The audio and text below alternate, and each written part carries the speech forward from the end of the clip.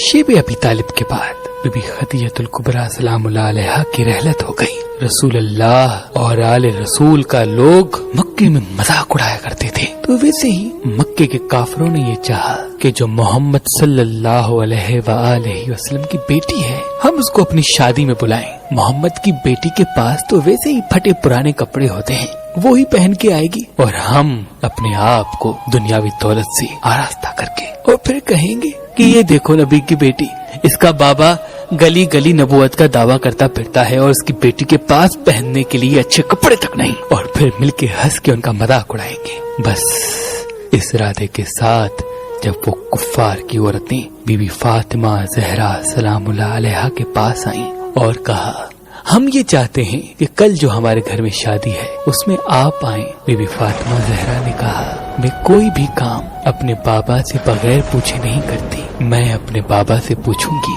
अगर बाबा ने इजाजत दी तो जरूर आऊंगी। बस अल्लाह का रसूल जब घर में आया, जनाब सैयदा ने दस्ते अदब को जोड़ के अर्ज किया, ऐ मेरे बाबा, मोहल्ले की औरतें आई थी और कहने लगी कि कल हमारे घर में शादी है, तुम जरूर आना। लेकिन उनके चेहरे पे मुनाफिकत आया थी, तो आप सल्लल्लाहु अलैहि वसल्लम ने कहा, फातिमा तुम जाना, अगर नहीं जाओगी तो फिर ये लोग कहेंगे कि हम तो मोहब्बत का हाथ बढ़ाते हैं, ये खुद ही हमसे नफरत करते हैं। तो बीबी फातिमा ने फरमाया, बाबा मैं जाऊं तो सही, लेकिन मेरे पास ये सिर्फ एक ही जोड़ा है जो काफी जगहों से सिया हुआ है, वो सब लोग आपका और मेरा मजाक उड़ाएंगे।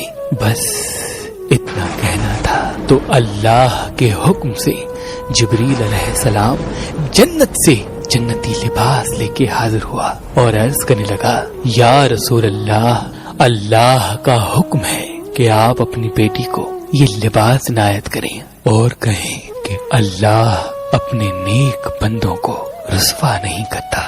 बीबी सैयदा ने वो लिबास अपनी आंखों पे रखा और अल्लाह का शुक्र किया और एक लम्हे के लिए रुकी और अर्ज किया, बाबा ये इतना अच्छा लिबास मैं कल पहन के जाऊंगी, तो ऐसा ना हो कि इस लिबास की चमक धमक से दूसरी औरतें एहसास कमतरी में चली जाएं। मैं ये लिबास पहनती हूँ, लेकिन इसके ऊपर जो लिबास मैं हमेशा पहनती हूँ वो पहन के जाऊंगी। अगर उन्होंने अल्लाह और उसके रसूल का मजाक उड़ाया तो फिर मैं उन्हें जन्नती लिबास दिखाऊंगी। बस रात गुजरी, दूसरा दिन हुआ, वो सब औरतें इंतजार करने लगी कि नबी की बेटी आए और हम उसका मजाक उड़ाएं। बीबी फातिमा ज़हरा फटे पुराने कपड़े पहन गई। जैसे ही शादी में दाखिल हुई, वो सब जोर जोर से हंसने लगी और कहने लगी, देखो रसूल का खानदान आया है, इसके पास पहनने के लिए कपड़े तक नहीं, इसका बाबा अपने आप को नबी कहता है और उसकी बेटी का लिबास तो देखो। सब जब मजाक उड़ाने लगे तो बीबी फातिमा ज़हरा सलामुल्लाह अलैहा ने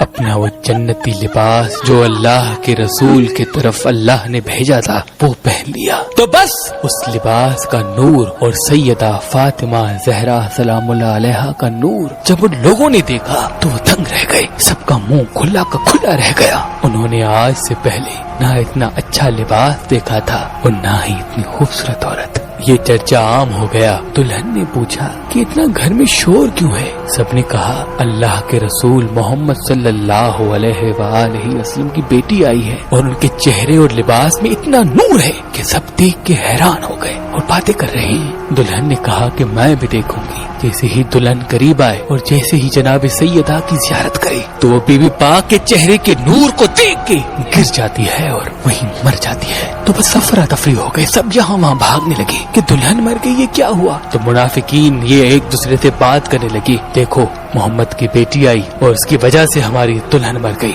ये बातें फैलने लगी। बीबी फातिमा ज़हरा सलामुल्लाह अलैहा ने देखा कि ये इस्लाम और अल्लाह के महबूब की तौहीन कर रहे हैं। जनाब सैयदा ने कहा, घबराओ नहीं, अल्लाह इस औरत को नई जिंदगी देगा। सबने कहा, आज तक कोई मरा हुआ जिंदा हुआ है कि ये जिंदा होगी? बीबी सैयदा ने कहा, अगर अल्लाह चाहेगा तो यकीनन ये जिंदा होगी।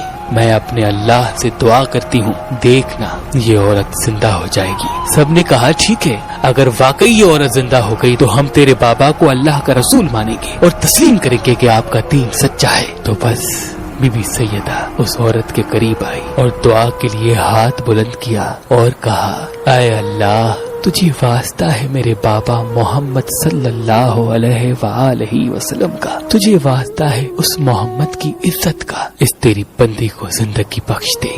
بس یہ کہنا تھا۔ اتنی دیر میں وہ عورت آنکھیں کھولنے لگی اور قدموں پہ گر کے کہنے لگی، لا الہ الا اللہ محمد الرسول اللہ۔ یہ معجزہ دیکھ کے سب جناب سیدہ کے قدم چومنے لگے اور سب کے سب مسلمان بن گئے۔